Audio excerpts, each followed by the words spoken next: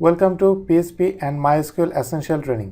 এই ফুল কোর্সে আমি আপনাদেরকে পিএইচপি এবং মাইএসকিউএলের যত একেবারে বিগিনার লেভেল থেকে যা যা আছে সবগুলো আমি আপনাদেরকে স্টেপ বাই স্টেপ দেখাবো।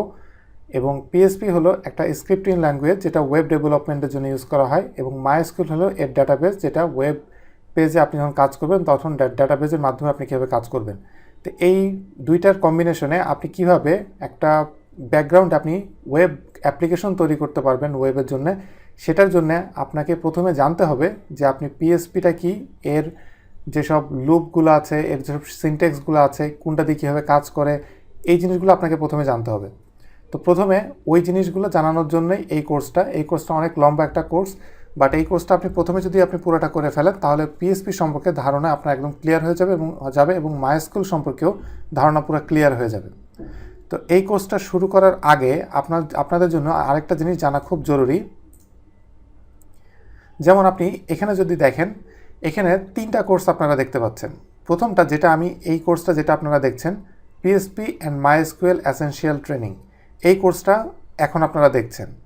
এরপরে নেক্সট যে কোর্সটা দেখবেন সেটা হলো CMS site using PHP and MySQL, এবং নেক্সট সেটা হলো object oriented PHP essential training.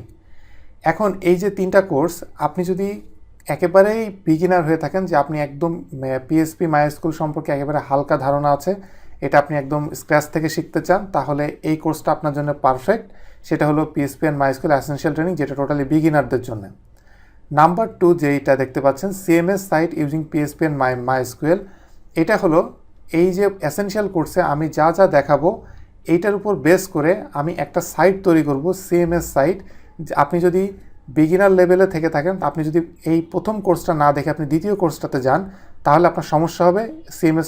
সিএমএসের অনেক কিছু আপনি বুঝবেন না, কারণ ওই সময় ওই কোর্সে আমি আপনাদেরকে বলবো যে আমি পিএইচপি এসেনশিয়ালে এটা আমি দেখিয়েছি, সো আমি এখানে কথা বলছি না। সো আপনাকে অবশ্যই, যদি আপনি একদম বিগিনার হয়ে থাকেন তাহলে এটা দেখতে হবে। আর যদি আপনার এমন হয় যে আপনি পিএইচপি নিয়ে আপনি মাঝে মাঝে কাজ করেন, বা আপনার পিএইচপি সম্পর্কে যথেষ্ট ধারণা আছে, আপনি পিএইচপি দিয়ে আপনি একটা ওয়েবসাইট তৈরি করতে চান এবং আর একটু ভালো আপনি পিএইচপির উপর কন্ট্রোল নিতে চান, সেই ক্ষেত্রে 2 নম্বর সেটা আপনার জন্য ঠিক আছে।